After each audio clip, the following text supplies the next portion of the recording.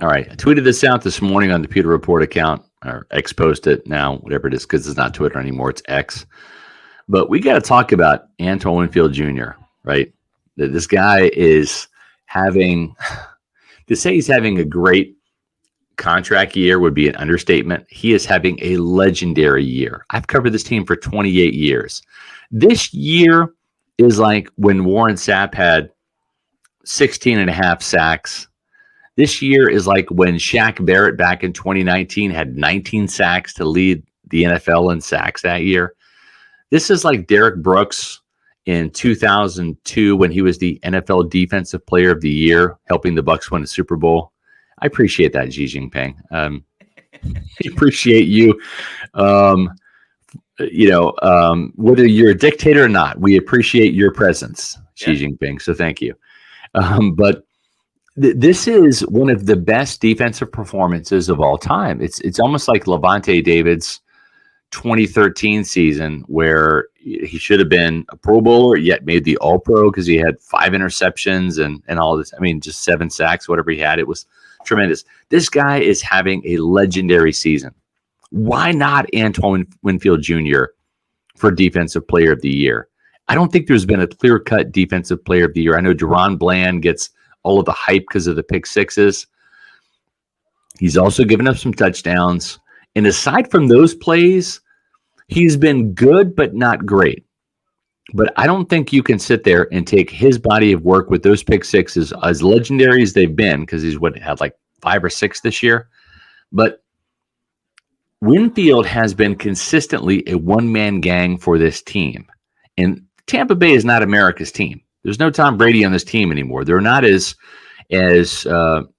visual as they have been over the past 3 years with Brady at the helm. They're not as prime-timey, if that's a word, as I say in my bourbon stupor here, as the Cowboys are, right? We get that. But look at the numbers. 110 tackles from Antoine Winfield Jr., 5 sacks, which is a new career high. 5 sacks for any defensive back in a year, that's a lot. That's Rondé Barber-esque. 12 passes defensed. That number, plus the 5 sacks, plus the 5 forced fumbles, which is also a career high and a team high for the Buccaneers, in addition to a team-leading 4 fumble recoveries. The only thing this guy has not done this year is a pick 6. It might be coming. It might come this week against the Saints, or it might come against the Panthers. I'm not going to bet against Antoine Winfield Jr. This guy deserves to be, in my opinion, the NFL Defensive Player of the Year, because I can't think of anybody else that's more deserving than Winfield. Now, let's not just stop there, because Yaya Diaby, in my opinion, he's the Defensive Rookie of the Year. Forget the fact that he wasn't a starter until just a couple weeks ago. This guy has 6.5 sacks. It's tied for the league lead for rookies in terms of sacks, but he's had the biggest impact. He just had a sack and a half, which is significant because it shows he can get to the quarterback more than once per game. It also ended up where he had the trifecta, the sack, forced fumble, fumble recovery against the Jaguars. So this guy has 2 fumble recoveries, a forced fumble. He is second in the league in terms of rookies with tackles for loss with 9. Only 1 fewer than his teammate Kalijah Kancey, who has 10 tackles for loss, which leads all rookies. So in my opinion, this guy, Yaya Diaby, he can do it against the run. He can do it against the pass. He was a bit of a one-year wonder at Louisville. We got really the first look at him, Matt, at the Senior Bowl, and he rushed inside. They used him as a defensive tackle at the Senior Bowl when he was really an edge rusher at Louisville. Well, where did he get his sacks on Sunday? Well, he got one as an outside linebacker. He got the other one coming up the middle where he got that sack forced fumble. So to me, this guy is ascending. He is a dynamo. He is a player that is really coming on as a pass rusher. And in my opinion, he can do it all. This is the breakout year But there's going to be more breakout years for Yaya Diaby. He will be a double-digit sacker. And I'm not going to rule it out this year, although there's only 2 games left. And he's a 6.5, so it would take 2 really good games to get there. But in my opinion, Yaya Diaby is a player that will end up being a double-digit sacker for years to come for the Buccaneers. I really think this guy is scratching the surface of where he can and will be. And Matt, we talked about at the beginning of the show, he and Kalijah Kancey have the seriousness about him. Yeah. They both want to be great. They both want to take this team to new heights. And he deserves to be Defensive Rookie of the Year.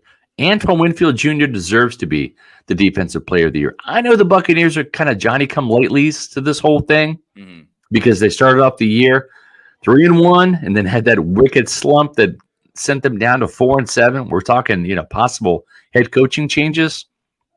Give this team credit for this 4-game winning streak. And the 2 guys on the defensive side that have been at the precipice of this turnaround for the Buccaneers, Antoine Winfield Jr. and Yaya Diaby. Yeah, Scott, you make great points about both players. So the things that I'll add on isn't even really like what they've done because you just kind of laid that out. But in terms of the competition for said respective accolades, TJ Watt leads the NFL with 17 sacks. It's a little bit of an apples and oranges type of thing. It shouldn't just go to, this guy has a ton of sacks. He's the Defensive Player of the Year. Where Antoine Winfield Jr. has stats all over the place. I mean, tackling wise, it's all linebackers that lead it. I believe Jesse Bates has 7 more tackles than Antoine Winfield Jr., but he's right in that conversation. Yeah. Winfield's got the 3 interceptions. He leads all of the NFL in forced fumbles. Not a linebacker.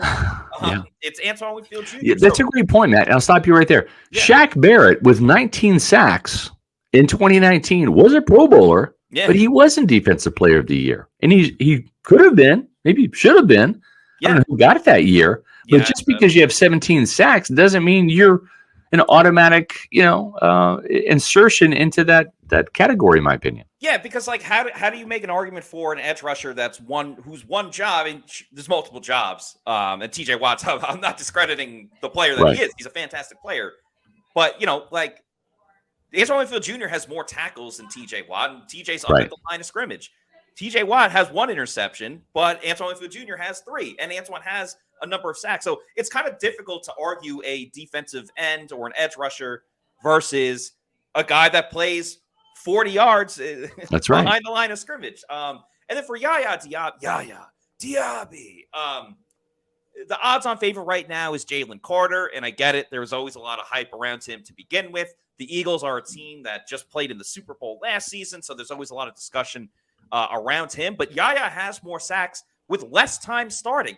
Who knows how Yaya could have looked if he was starting from day one? And I get it. You still needed to give JTS some of those opportunities. And Zach Blobner had a great bit about it on WDAE, talking about you never know, but they also had to figure things out with Logan Hall and JTS. But now that Yaya's in there, let's see how these last 2 games play out. That's right. Let's say Yaya gets 2 sacks in each game. So I would put him at 9.5.